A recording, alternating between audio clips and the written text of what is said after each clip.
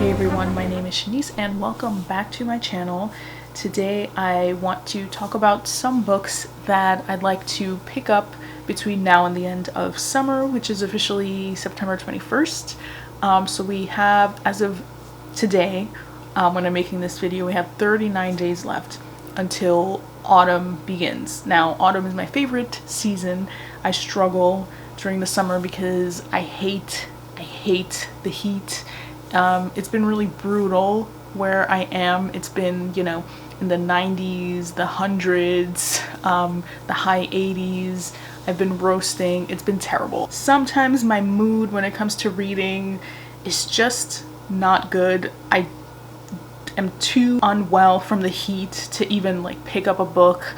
I just want to sit in front of the AC and like do nothing. Oftentimes in the summer, I purposely choose books that are a little breezier, a little bit more accessible, lots of thrillers or shorter books, maybe short story collections that I can dip in and out of. In my mind, they have a vibe, a feel of being summer books. And of course, if a book takes place in the summer, it very much qualifies to me as a summer book. So I went perusing in my shelves a little bit earlier, and I did pick up some books that I just initially felt like they could be good summer books that I might enjoy, that might get me out of a funk, and that might make the rest of the summer feel just a little bit more bearable. So I have not read any of these. First off are two books from the library, so I kind of have no choice but to finish these. These I will definitely read, and anyway, I definitely do want to start reading them very soon. So the first is the sixth and final volume of Heartstopper by Alice Oseman. In this edition, we have Nick, who is about to go to college, and Charlie, who is bidding to be the head boy at his school, and they're trying to figure out how this transition to their new stages in life, how that's gonna go. I just love reading these graphic novels. They're so cute and light. They do touch on very serious subjects, but there's a softness and a tenderness that I really appreciate, and these fly by so quickly. You could see right here the kind of nice, simple drawing style, and look how cute. Maybe I'll start this today. Like I said, imagine this will go pretty quickly. And then I mentioned that I was going to get back into the series in one of my previous videos, and I think it's coming to that time. But I definitely will read Broken Harbor by Tana French. This is book 4 in the Dublin Murder Squad series. Famously, book 1 is Into the Woods, which is fantastic. You should absolutely read that. This one, we have Mike Kennedy, who is the lead detective this time around. He becomes the head investigator in this mysterious murder of a man called Paul and his 2 young children. Paul's wife is in intensive care. She's alive, but very much unwell. And before the murder, she had told her sister that there had been an intruder that was entering the apartment. And other mysterious details that arise for the detective Mike are that at the scene of the crime, the baby monitors have all been shifted to point to holes on the walls of the apartment, and information on the family's home computer has been deleted. Things are looking strange. And also, Mike apparently has some sort of history in this town. The neighborhood is called Broken Harbor. Him and his sister have ties to this area. The investigation into the murder leads into a more internal investigation for the detective. This is a big book, but Tana French's writing just moves so quickly and I always get enthralled. I'm fully engaged when I'm reading her words. Her thrillers specifically, are great any season of the year. And I am too lazy to get this book off my shelf, but I am going to also include A Feast for Crows onto this TBR. The previous 2 books are 100% I'm going to get to. A Feast for Crows is I really hope I get to it. I'm ahead of schedule for A Storm of Swords. I'm loving it so far.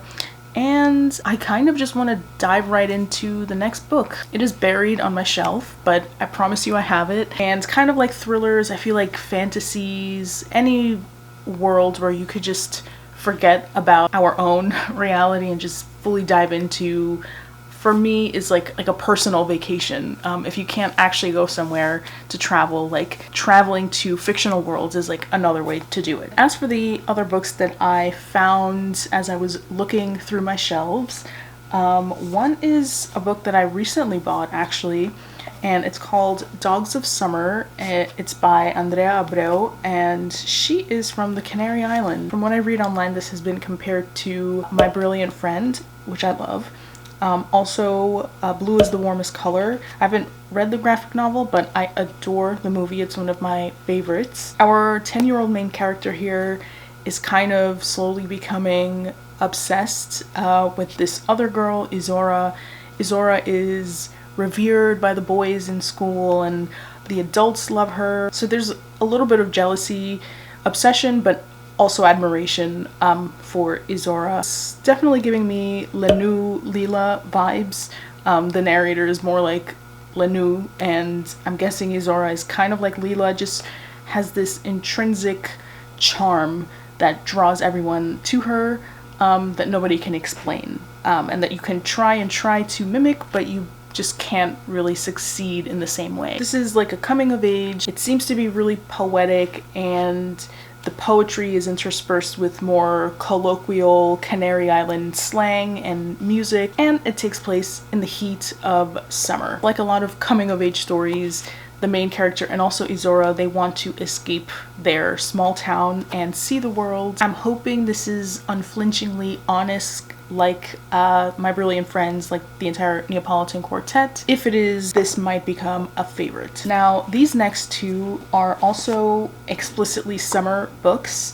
One is literally called The Summer Book by Tove Jansson. I read, I think it was just a winter's book or the winter book, and I think similarly this one follows a young girl and her grandmother. They're on the Gulf of Finland on a little island and they're spending the summer there, and we get 22 vignettes in this one. Sophia and the grandmother, Sophia's the young girl, they're opposites of each other. So the girl is wild and free thinking and, you know, a typical 6-year-old girl, and the grandmother's a little bit stricter and she's, you know, worn with life's lessons. And so their conversations together are a little bit simplified because our narrator, our main character Sophia, is so young, but they're still rich and pretty deep, and I'm just hoping these simple, nice lessons on nature and love kind of sweep over me like the ocean. I do love that these are vignettes so I can dip in and out of whenever I want. It's not this huge chunky novel. I already have, you know, A Feast for Crows to look forward to, so I don't always need that in the books that I'm gonna read. This is the first of two New York Review books that I ended up choosing by accident, nothing intentional there, but the second one is called A Month in the Country, and this one is by I've never heard of this author, J.L. Carr. Our main character is Tom Birkin, and he is sent to a small town in Yorkshire to restore a mural in a local church. And the mural is about the apocalypse, so a pretty heavy subject matter. And this is, again, a task that is set during the summer. As he's laboring, he has a lot of time to think by himself, to spend a lot of time with his inner thoughts and his inner life, and he's learning a lot of lessons about himself. And then the novel moves forward in time. That summer activity is done. Tom is back to his regular life, and he's reminiscing on everything that he learned about himself while he was restoring this big mural. So it's almost like he's restoring his own consciousness and memories in the present time. This is a short little novel, and I'm hoping that the economic passages on art and love are moving and inspiring. There's a quote on the back that's from The Spectator that says, "Unlike anything else in modern English literature." So let's see. Next is a short story collection that's been on my shelves for too long. It's actually by my former professor, Cara Blue Adams, and this is called You Never Get It Back. Shamefully, I have not gotten to it yet. But these are 12 short stories. I don't know anything about them, and I kind of want to leave it that way until I dive right in. I think short story collections are perfect for the summer when you might be occupied with like other activities. You can always put it down, pick it back up, and you're always entering and leaving new characters, new stories, new perspectives. Yeah, I think this is very doable, and I cannot wait to finally get into this. It's been like much too long since it's been published. Yeah, I can't wait. This next one should be interesting to read in public. Whenever I have family over, I tend to flip the spine of this book just because I don't want any conversations about this. This is called I Love Dick by Chris Kraus. Let me just read what it's about from the back. So it says, when Chris Kraus, an unsuccessful artist pushing 40, spends an evening with a rogue academic named Dick, she falls madly and inexplicably in love, enlisting her husband in her haunted pursuit.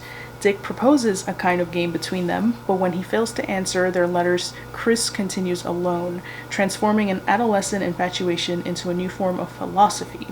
Blurring the lines of fiction, essay, and memoir, I Love Dick is widely considered to be the most important feminist novel of the past 2 decades. Blah blah blah, it is essential reading, as relevant, fierce, and funny as ever. I believe there was a TV show on Amazon Prime based on this. I haven't seen it, but this just seems like a romp, like an experimental hodgepodge of Miranda July-esque humor and sharp writing. I want something unexpected that is gonna grip me. I just want something fun. I don't really know much else about this, and it is quite a funny and shocking title. I just want to know what this is about. I think it's gonna be pretty funny. And then to include a nonfiction, because I do like nonfiction during the breezy summertime too. I tend to go for more creative advice kind of books during the summertime. Like I feel like I'm in the need of inspiration, or like memoirs. In this case, I've chosen a Jhumpa Lahiri nonfiction book that's actually based on language learning. And I've had this one on my shelves for too long. And fun fact, I love learning languages too. I do speak Spanish, and along the way in my life I've picked up some Portuguese. I studied Arabic in college. I've studied abroad. I've also picked up French. I'm eager to learn as many languages as I can. And it seems Jhumpa Lahiri, if not pursuing polyglottism, is at least really dedicating a lot of her life to the Italian language and to really mastering that one.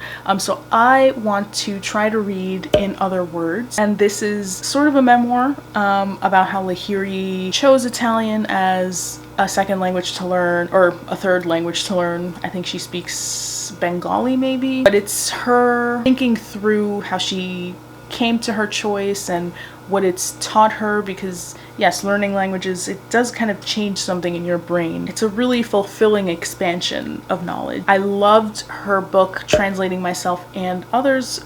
I think it was maybe my number 1 or number 2 favorite book 2 or 3 years ago.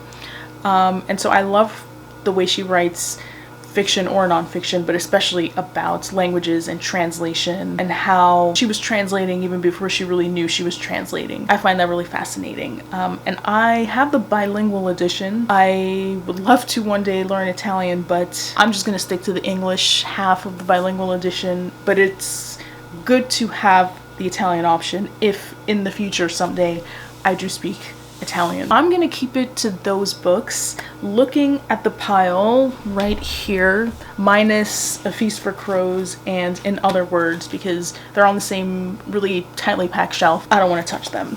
But these lovely little books in my pile I'm gonna keep near me, so whenever I finish a book I can look towards the pile and hopefully feel inspired and just pick something up from it. I'm not gonna be solely tied to this, like it's not like these are the only books that I'm gonna give myself an option to read for the next month, but hopefully when I see them, a spark will alight in me and I'll get to some of these finally, once and for all, because they've been on my shelves for far too long. And yes, that is it for today. Are there any books that you are looking forward to reading in this last month of summer? What has been your favorite book to read this summer, and your least favorite book? I'm curious. Don't forget to like and subscribe. I will see you all next time. Bye.